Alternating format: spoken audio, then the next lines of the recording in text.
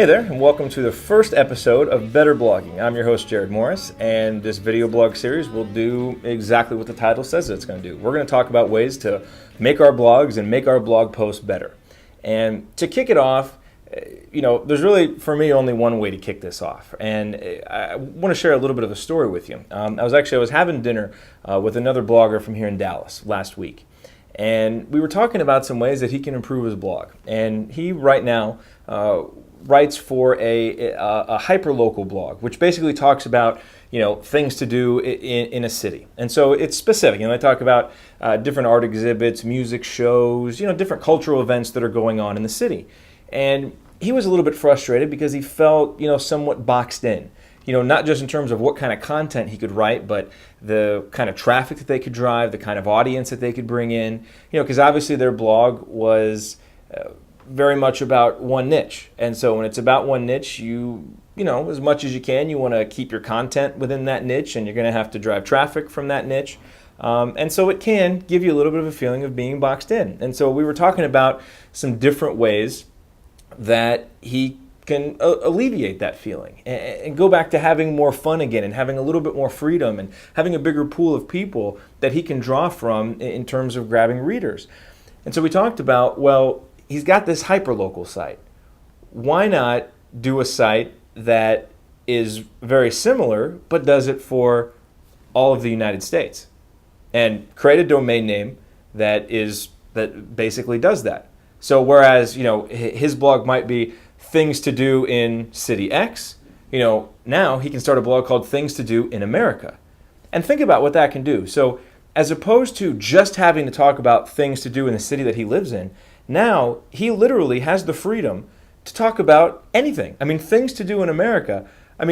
Think of a topic that you can't cover with a domain name, Things to Do in America. And think of a demographic, a group of people in the United States that you couldn't target for traffic.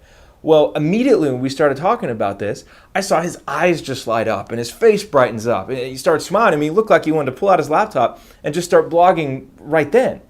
Because now once he does this, instead of sitting down and thinking, okay, pretty much covered all the things that there are to do in this city. Let me go try and find something, but it's probably going to be something he's not really that excited about. Now, he can go talk about anything that he's excited about in America because that fits. He can bring in writers from any city to help him out and to contribute content. He can bring in visitors from any city. He has freedom. And so often I think, we get too regimented with our blogs and we feel like there are specific rules and everything has to fall into this category or this tag. And oh my goodness, my domain name is this. Maybe I can't write about that. And yes, if you're in a niche, you have to stay true to that niche, but you also have to stay true to yourself and to the reasons why you started blogging. And so if you're waking up in the morning and you're sitting down at your blog and you're not excited and you're feeling boxed in and you don't know what to write about, then maybe it's time to rethink exactly what your strategy is. And that doesn't mean, forget about that blog, throw it off to the side and never do anything with it again. You've worked hard on it. You've, built up, readers, and you've built up, strengthened the search engines and a lot of other things. But instead of that, why not add to it, supplement it, find something new that you can add to it, whether it's another domain or whether it's just another section of the site or something that gets you excited again. Because remember, as readers, we like to read blog posts where we feel like people are being genuine and honest and excited. That's where the best content comes from. And so if you're sitting down and you're not having those feelings when you're writing, there's a pretty good chance that your readers aren't having them when they're reading. And if they're not, then there's a good chance that they might not come back. But it's not because you're not worthy. It's because that piece of content didn't grab them. It didn't capture them. Why? Because it didn't grab you. It didn't capture you.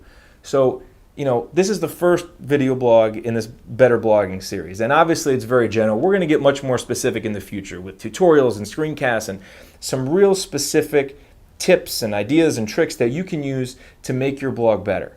But none of it matters if you're not excited about what you're doing. So, I've run some blogs for 2-3 years, and there are people who have run blogs for a lot longer than that.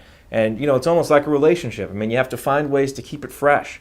And, you have to kind of find ways to surprise yourself and do things differently and make sure that you're not getting bogged down into a rut. So if you're finding yourself in that situation, challenge yourself to expand those horizons. Whether it's starting a new blog on another domain or adding another section, do something different. Ask yourself, what would I be excited to sit down and write right now? And then instead of saying that doesn't fit, find a way to make it fit in what you're doing, or find a way to make it fit in the overall grand scheme of what you're doing out there on the blogosphere, and write it. Because I guarantee you that piece of content is going to be better than any other tired old piece of content that you write over here that you're not excited about. Your readers are going to see it, and that will make you a better blogger and make your blog a better blog. So I can't think of a better, just kind of piece of advice, and it's something that I've learned through experience. I can't think of a better way to start out better blogging than with that, because I'm not sure that there's a better piece of advice that I can offer. So obviously it's all going to be downhill from here, so don't watch any more episodes. No, just kidding. Hopefully it'll obviously get better, and there'll be a lot of stuff that you can take from it. But if there's only one of these that you watch and only one piece of advice that you take, make it that one. Be excited. All right, we'll see you next time on Better Blogging.